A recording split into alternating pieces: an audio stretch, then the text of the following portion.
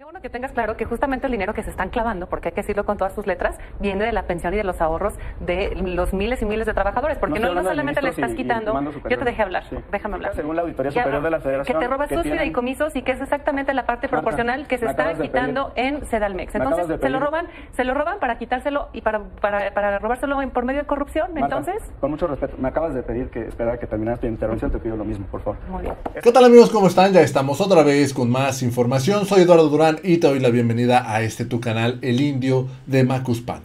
Vamos rápidamente con la información porque fíjense, en esta entrevista, o más bien en este debate que se llevó en este programa de Milenio, estuvo el diputado Hamlet Almaguer y una de las dipupacs de Alejandro Moreno. Esta diputada que llegó muy altanerita, muy burlerita, llegó a defender a la Suprema Corte y a Norma Piña y a todos sus lujos con este tema de los fideicomisos. Lo que no esperaba es que Hamlet García Almaguer, este diputado de Morena, le terminó borrando esa sonrisa falsa, esa sonrisa cínica que tienen todos estos diputados de la oposición.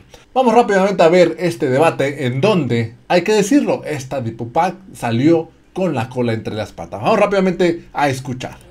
Hamlet, entonces, ¿sí está invitada por parte de Morena o no está invitada Norma Piña? Bueno, pues hay decisiones que se toman de manera individual y cualquier legislador puede hacer una invitación de manera personal. Cuando las decisiones son de la bancada del grupo parlamentario, ocurre lo que decía el senador Eduardo Ramírez, hay una consulta previa, se solicitan las opiniones, hay asuntos que incluso se votan, por lo menos así es en la bancada en la Cámara de Diputados. Hay otras decisiones, y lo dice en la segunda parte de la entrevista el senador Eduardo Ramírez, que toman los órganos de gobierno del Parlamento, tanto de la Cámara como del Senado.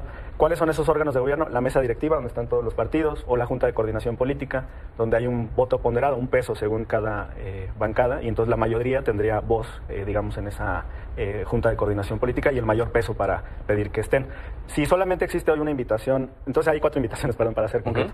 La individual, la del grupo parlamentario, la de la mesa directiva o la de la Junta de Coordinación Política. Y en este momento solo tienes las 3 invitaciones individuales.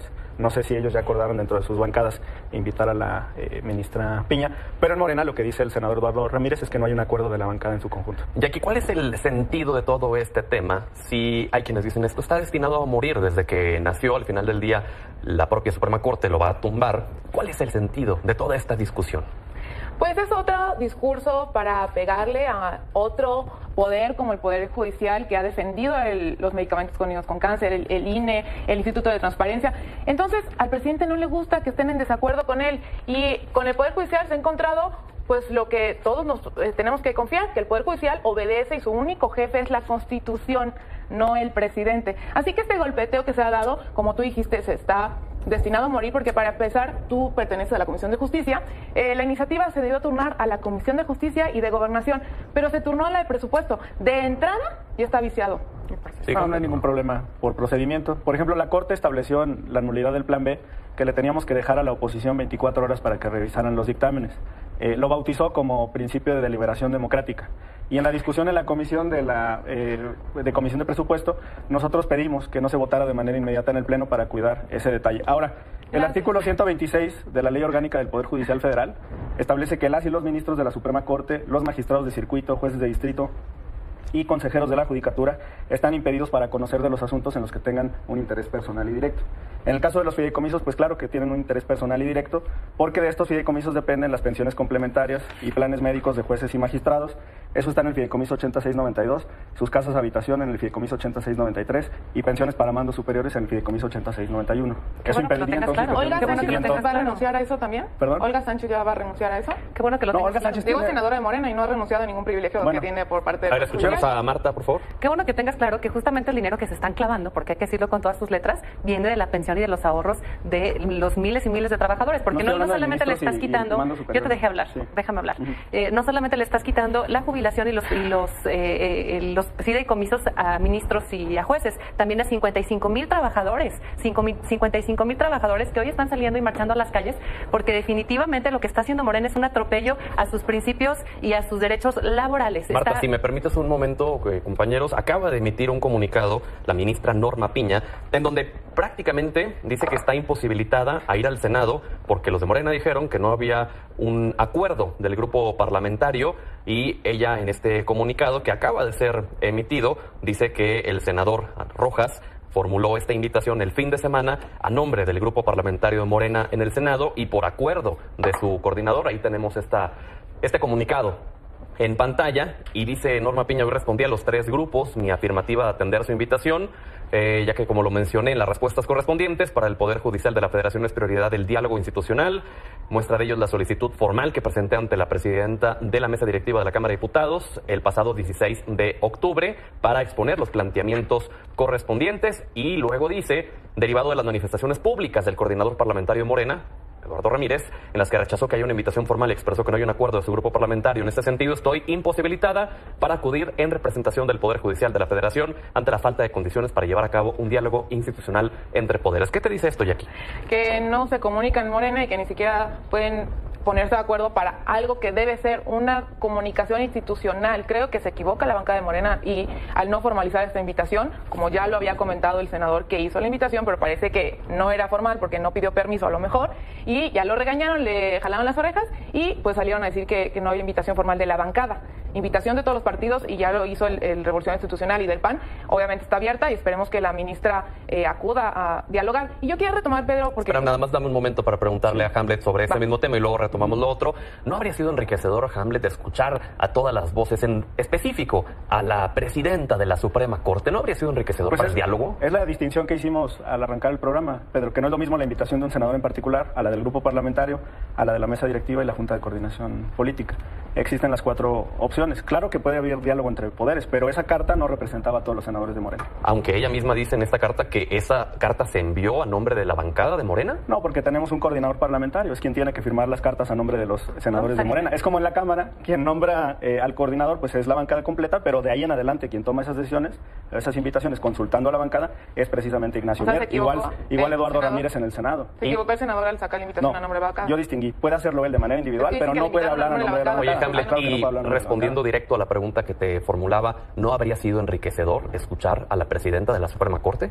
Yo respeto mucho las decisiones que toma el Senado de la República, mis compañeros de bancada. Te voy a hablar de la Cámara de Diputados. Esta semana vamos a tener diálogo, esperamos, con el Instituto Nacional Electoral, con el Tribunal Electoral del Poder Judicial de la Federación y también con la Suprema Corte de Justicia de la Nación. Ellos deciden internamente a quienes invitan. De hecho, aquí tengo el oficio, te lo voy a mandar con producción, que es la invitación al magistrado presidente del Tribunal Electoral del Poder Judicial de la Federación para que pueda atender esta visita a la Cámara de Diputados. De lo que haga el Senado de la República, pues no puedo responder. Marta, ¿tú consideras que esto es un atentado contra los contrapesos? Claro, es una venganza totalmente, porque quien les ha estado corrigiendo la plana son justamente ellos. Entonces es un manotazo en donde le está diciendo, sí, no haces lo que yo te digo, entonces te voy a robar, porque eso es robar el ahorro de miles y miles de trabajadores. Ahora, me parece gravísimo que estén intentando nuevamente violar la división de poderes y haciendo una intentona de volver a tener y centralizar todo el poder del presidente de la República. Y es decirte que esto lo están haciendo pegado a las elecciones porque están haciendo una campaña. Yo misma he sido objeto de esa campaña en cada uno de los comités municipales, donde suben tu fotografía como legislador que no eres de Morena y te dice, Perenganita votó en contra del Poder Judicial y de quitar los privilegios con un discurso totalmente distorsionado. Okay. Entonces es un tema meramente electoral y de venganza. ¿Quieres responder algo, Hamlet, antes de pasar contigo? Mira, esta es la tabla, la gráfica del incremento de los recursos de los fideicomisos en los últimos años. Pasó de 8.700 millones en números redondos a 21.500 en una década. Eso significa pues un incremento de más del 100%. La línea azul es esa tendencia. No están utilizando los recursos para hacer el pago de las pensiones, para hacer el pago de los planes y prestaciones sociales. De hecho, mira, esta gráfica, esta tabla es muy ilustrativa porque solamente las casillas que están sombreadas tuvieron una reducción en el monto de los fideicomisos, todas las demás implican una tendencia al alza. Lo que significa, según la Auditoría Superior de la Federación, que te robas tus fideicomisos y que es exactamente la parte proporcional que se está quitando en Sedalmex. Entonces, se lo roban para quitárselo y para robárselo por medio de corrupción. Marta, entonces, con mucho respeto, me acabas de pedir que esperara que terminara tu intervención, te pido lo mismo, por favor. Muy bien. Esto lo que demuestra en específico es que el Poder Judicial Federal ha utilizado estos fideicomisos como fondos de ahorro para generar utilidades, para generar ganancias bajo un sistema de interés compuesto y que no se van a ver afectadas ninguna de estas prestaciones porque están garantizadas en el presupuesto de egresos de la Federación. No están siendo utilizados los recursos que están aquí. Qué bueno que hablas de fideicomisos y de los ahorros que están diciendo que van a tener. Están pensando quitar, los fideicomisos son 15 mil millones de pesos. 15 mil millones de pesos. Pero le quiero decir a Hamlet, no estás informado, el gobierno federal tiene 170, un poco más, fideicomisos. ¿Y saben cuánto dinero tiene esos fideicomisos del gobierno?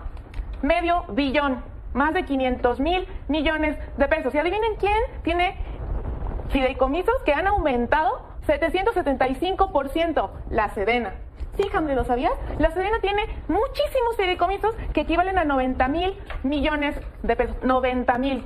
¿Por qué no van tras los fideicomisos de la Sedena, Hamlet? Y te voy a decir, sí, a lo mejor hablan de un discurso de que los magistrados y los ministros, pero en la iniciativa no hay ni una letra que diga que le van a reducir el sueldo a los ministros. Esto afecta a los trabajadores de abajo. Miren, hoy traigo la foto que ha circulado, la historia de Alondra. Su mamá es Carla, trabaja en el Poder Judicial, gana 17 mil pesos al mes y el fideicomiso le ayuda a Alondra a sustentar los medicamentos que necesita, porque el Seguro Social y el ISSSTE pues no los tiene porque gobierna Morena y le vale el tema de la salud. Entonces, para eso son los fideicomisos, para ayudar a trabajadores que ganan 17 mil pesos al mes para sus familiares que están enfermos. Quiero responder rápido, por favor. Quiero aclarar a la audiencia. Ajá. Son 21.500 millones en fideicomisos, de los cuales se reintegrarían cerca de 15.000 a la Tesorería de la Federación, porque se quedan en el Poder Judicial Federal 6.104 millones del Fondo de Apoyo para Administración de Justicia. 90 mil millones es el fideicomiso más grande. Termino, Jacqueline. Es más, te comprometo con esa iniciativa. Hay un artículo transitorio. Deja terminar. Para acabar con los de la Sedena. Mira, comprométete con hay un artículo transitorio dentro de este dictamen que establece que ninguna de las personas que ya tiene acceso a estos fideicomisos va a quedar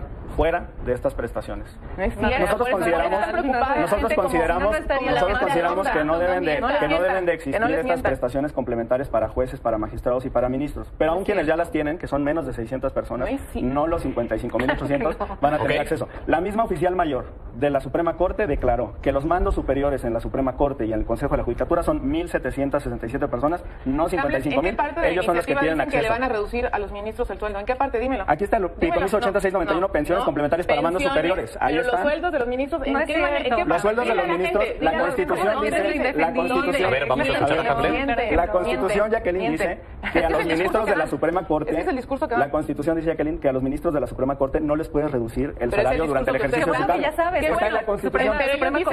Por eso llamamos. A ver, vamos a escuchar a Marta, por favor. Justamente. Qué bueno que ya lo sabes, porque la Suprema Corte les va a corregir la plana.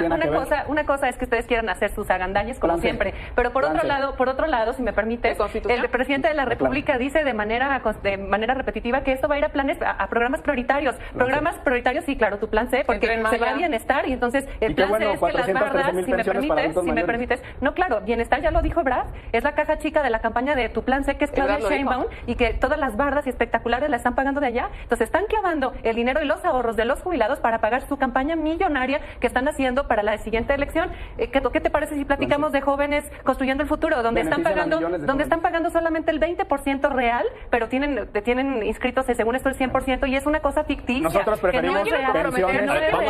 No le mientas a la gente. A ver, compañeros, una última. Sacar una iniciativa que reduzca el fideicomiso a la Sedena, que tiene 90 mil billones de pesos. A ver, comprométete. Es la última intervención. Hamlet, contigo terminamos. Por eso convocamos al pueblo de México al plan C, para ganar la mayoría calificada en el año 2024. Qué bueno que pides el voto, porque eso es un delito electoral. Ganar el Senado de la República, ganar la Cámara de Diputados, ganar las legislaturas locales y a partir de ahí realizar cambios profundos a la Constitución. Pues muy bien. Concentrar el poder y volvernos Venezuela. En eso consiste el plan. Bueno, gracias a los tres.